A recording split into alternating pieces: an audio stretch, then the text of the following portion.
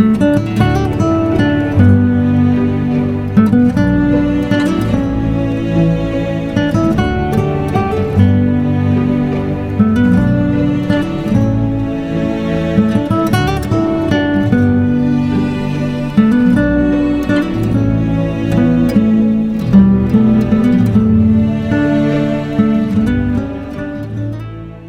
and welcome to the Raising Kellen podcast, where we curate resources for parents raising children with disabilities. So guys, on today's episode 110, I chat with Leanne Pirece, who is part of Pre-Employment Transition Services. Leanne works closely with Ashley Roberts, who is part of Vocational Rehab. So jump over to episode 105, which was about 5 episodes back, and be sure to check out Ashley's episode as well. This 2-part series on vocational rehab really speaks to the value offered by this service to students with disabilities.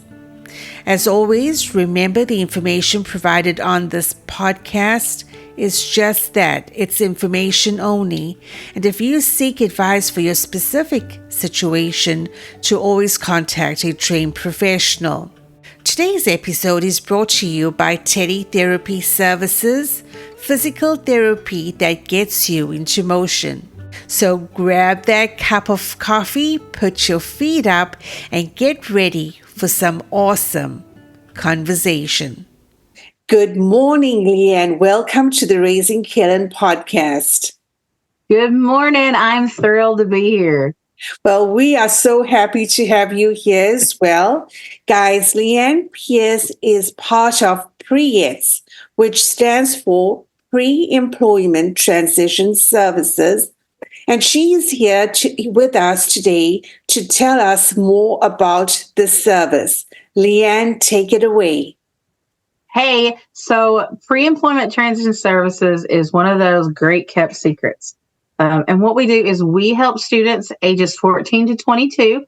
They are all in school. It doesn't matter if it's a high school, a public, a private school, a home school, even to an extent in college. It's going to kind of be dependent. But usually if they are in school between the ages of 14 and 22 and they have some sort of diagnosis, it can be anything from ADD, ADHD, anxiety, depression. We know that those numbers are rising. So I want to make sure that you know if you have a child with anxiety and depression, they are eligible for this program. We have to have some sort of medical records, IEP 504, medical records from a doctor, but they can get pre-employment transition services or Pre-ETS. These are services that partly could be just, what do you do when you grow up? What do you want to be? Let's talk about jobs. Let's talk about what are you going to do with life after high school? Are you going to go to college? Are you going to go to TCAT? What does that life look like? And it's also things like advocating for yourself and knowing about your disability. One of the things so I've been in Pre-ETS now for around 7-8 years. And one of the things that I see a lot of is parents not realizing that when that child graduates from high school and exits, that IEP is no more. That IEP does not follow you to a job. It doesn't follow you to college. So how do you get those services that are needed in college? Because they didn't just magically stop needing them. And so we can help you talk about advocating for yourself and talking with the Students with Disabilities office at the colleges. We have all kinds of services, budgeting, cleaning. I know it sounds horrible, but sweeping your floor at home, you're going to sweep your floor at work too. It's all part of it. But it even could be things talking about how to do laundry, bathing. There's all so much that is wrapped up in the Pre-ETS program. And I'm thrilled to be able to answer questions of any sort or fashion if anybody has them. Leanne, this is where I need better understanding. Right? Okay. Where does Pre-ETS lie within the VR umbrella? Can you just let parents know a little bit about that? Absolutely. So very common question. It's incredibly, we get it a lot. So there's the big VR umbrella. And under that umbrella is different programs. And so, of course, we're under the Department of Human Services program. And so underneath that, underneath VR, you have Pre-ETS, But you also have other programs like independent living. So if you have someone who's older who maybe has lost their vision, they can help them with some just daily living aids. It could be a large clock. It could be, and I'm going to go old school. It could be like a book on tape, something along those lines. And so that's one of the programs. TBE is another program. That's the Tennessee Business Enterprises program. They help blind vendors. So there are people who are blind. But if you've been to a rest stop in Tennessee and you've pulled something out of a vending machine, those vending machines are run by our blind vendor program, TBE. And then you've got VR, which is the program that a lot of folks think about, which is we're going to help folks get a job. Now, Pre-ETS and VR work very close together. So we start at age 14, usually have that student 4, 5, 6 years. It just depends upon each person. But typically that year before they exit high school, it could be they exit high school their senior year because they're going to college. Or Tennessee has the ability for students who have a special ed diploma to come back until they're age 22. And so it may be that they're 21, 22 years old when they're going to exit. So there's kind of two areas of exiting there. But what we do is we talk with them about VR. We talk with them about life after high school. And we say, hey, VR could potentially help you go and get a job. So then we link them up. So we, in Pre-ETS, help make that student the best employee possible or get them ready for that life after high school, even if it is going home, even if it is doing stuff at home.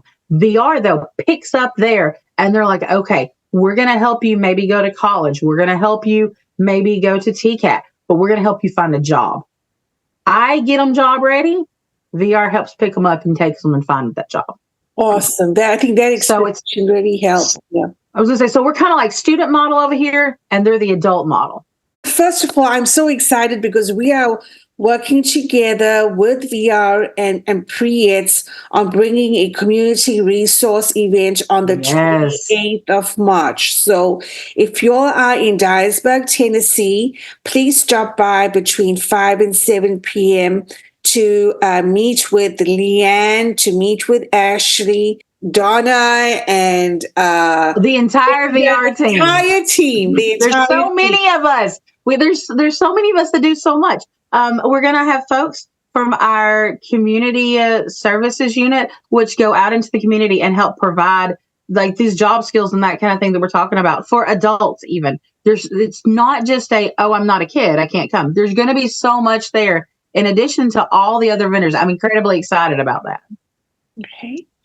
How does it start? How does that get initiated? Another great question. We get it quite a bit. So usually it starts with the school system. We go into the schools, we talk about Pre-ETS, and we have to be invited into the schools. It's not a mandated program. So it's one of those cases the schools allow us to help with their transition.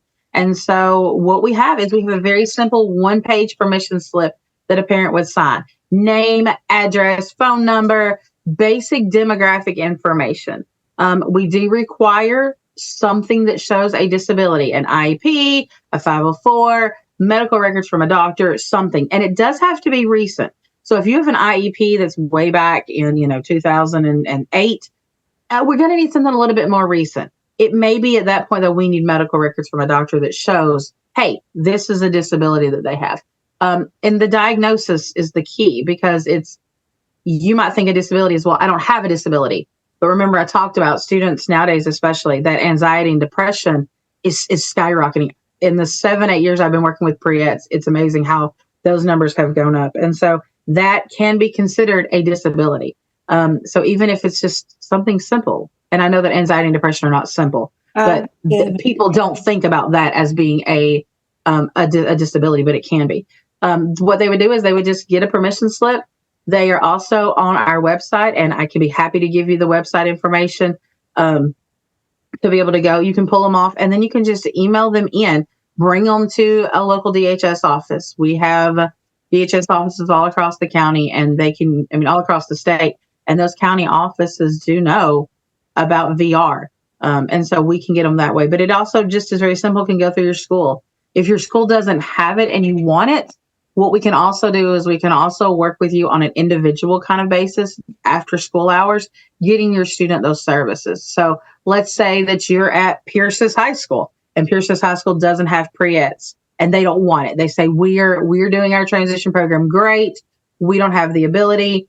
Then what they can do is we can work with you after school hours to get those extra services. It's all free. There is no cost. And most of our schools like it. So there's not usually a whole lot of after school hours needed. Most of the schools like it.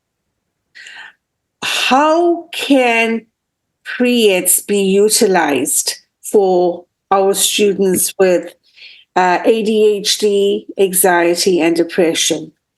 Absolutely. So, and I think when you think so much about, well, how is it going to be related to your disability? Pull it back, and how is it going to just relate to that student? So what we do is we help people just think about jobs and careers. So I can tell you at 14, I was going to be something completely different than what I'm doing right now. And I think we all kind of were like, oh yeah, that's me too. And even once we get to be seniors, we're like, oh, I'm going to go off and I'm going to be a doctor. I am obviously not a doctor because I am here. But it's talking about jobs and talking about careers and talking about, is it going to be a good fit? Do you have that, that ability? I had a teacher actually tell me several years ago when I first started working with pre-ETS that he tells his students, figure out the worst day on the job. You figure out that worst day on the job and figure out if you can do it. And then you know if you can do the job. So for a NICU nurse, the worst day on the job is the day that you lose the baby. That's not a job I can do. I can go ahead and tell you that right now. That's not a job that I can do. If you are a surgeon, the worst day on the job is the day that you have to tell somebody, I'm sorry. That's not a job I can do. And that's what we try to teach our students is, okay, so what is the job? You want to be an accountant. Okay. Is the worst day on the job on, it's the last day of tax day. Everybody dumps your taxes on you at once. I mean, can you do that job? Again, I can't be an accountant. I can't math my way out of a paper sack. But for me, the worst day on the job is when I feel like maybe I failed a student or there's a parent that needed something and I can't get it for them. I can't help them with whatever it is they need. Can I live with that? A lot of days it's hard, but that's the day that I know that I can do this job. Because even though I failed, or I feel like I failed because I didn't help somebody with something they needed, on the whole, though, I can maybe get them to somebody who maybe can help them, or I can help somebody else and try to figure it. And that's the hard one for us is what's the worst day on your job? Can you do it? The other thing we talk about is what does this look like? So you've got some kids that I am not going to college, not doing it. But then they want to do something that they need to go to college for. So it's that whole, okay, you want to be a doctor for say, but you don't want to go to college. I'm going ahead and letting you know I'm not letting you diagnose me without you having some med school. Just letting you know that. So, but it's that talking through them and go, okay, you don't want to go to school. So do you need to take like a semester break? Do you need to take a couple of months? How much does it mean to you though, to want to go and be a doctor? Okay. So you just don't want to go to school. So then let's look at something else in the medical field. Are you willing to do X, Y, or Z? That has no schooling. Well, what has no schooling in the medical field? Well, it may just be that they work in an office. It may be that they work at the front desk at an office, and it may be something like that. So sometimes it's just changing those conversations, figuring out what it is that a student wants to be, but they don't want to go to school, or maybe they can't go to school, figuring that out. And so a lot of times that's what we do. We also help students learn budgeting and learning how to work a budget, basic meal prep. As much as I would love to eat out lunch every day, my wallet tells me, no, Leanne, you're eating a sandwich today. But it's also things like, let's cook. And I love, because we have so much that goes on across the state. Every school system is a little different. Every person that works with our folks are different. It might be okay, we're going to plan a meal for 4 people. What meal are you planning? And then you throw, it's kind of like guys' grocery games. They throw a kink in the works. Yeah. Okay, you only have, $3.42. Okay, for us, though, it might be you have $18.32. I don't know that I could plan a meal for $4.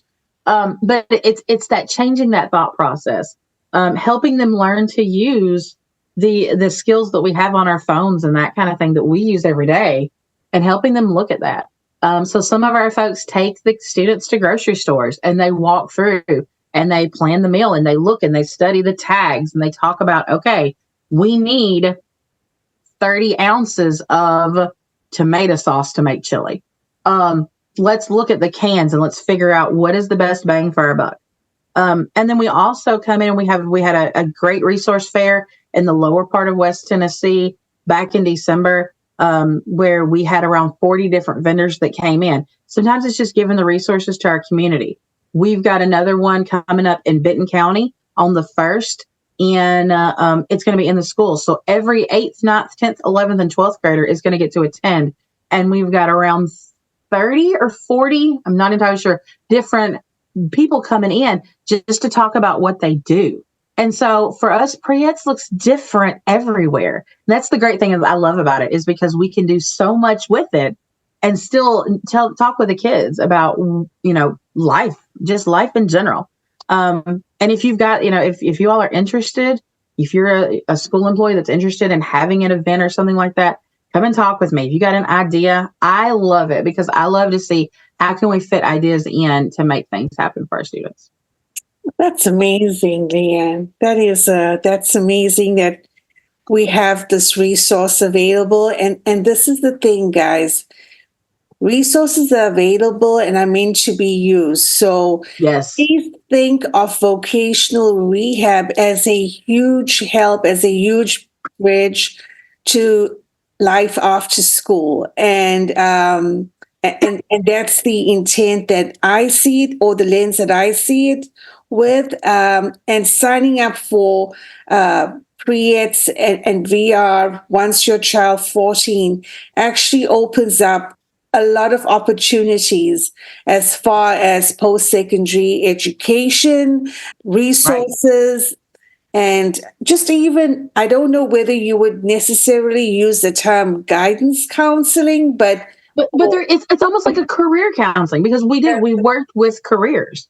And so it's that moving them towards a career, and it may be helping build those supports. So for me, the resource fair that I talked about, we did in December, we had something for babies. We literally had somebody who was the first year to come in from a local hospital. They had a brand new program. And then we moved up and we had things for kids, and we had stuff for teens, and we had stuff for adults and stuff for seniors.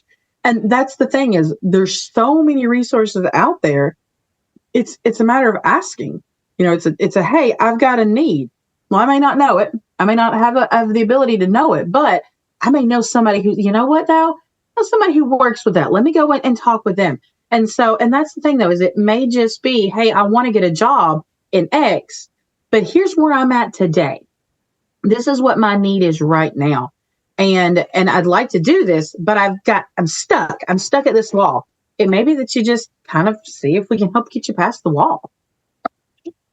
Well, Leanne, I look forward to seeing you on the 28th. Are there any words that you would like to end off with today before we sign off?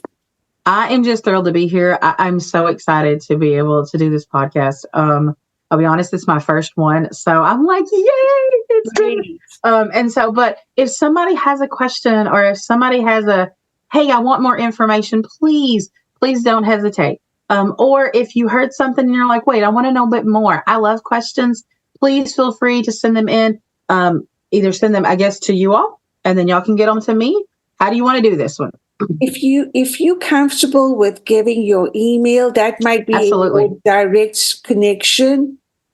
Yeah. So if you've got a question or you just want to know some more information, my email is leanne.pirece@tn.gov. Leanne is LeeAnne. A lot of E's and a lot of N's. So LeeAnne.Pirece, PIERCE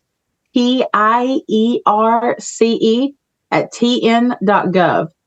Please send them to me. I love questions, and I'm so excited. All right. Well, listen, you have an amazing day, and thank you for joining us today. No, thank you so much. I appreciate it. Thank you for listening along on the podcast today. We highly appreciate you leaving a rate and review on your podcast platform so that others searching for this information can find it. If you are in Dyersburg, Tennessee on March the 28th, do stop by to see us at Vocational Rehab from 5 to 7 p.m.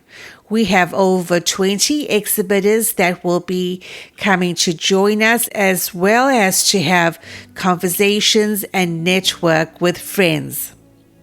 If you would like to know more about Pre-ETS and Vocational Rehab, do check out the Tennessee Department of Human Services website. Until we see you all the next time, as always, remember, get to the top of your mountain. This is Marsh Naidu signing off.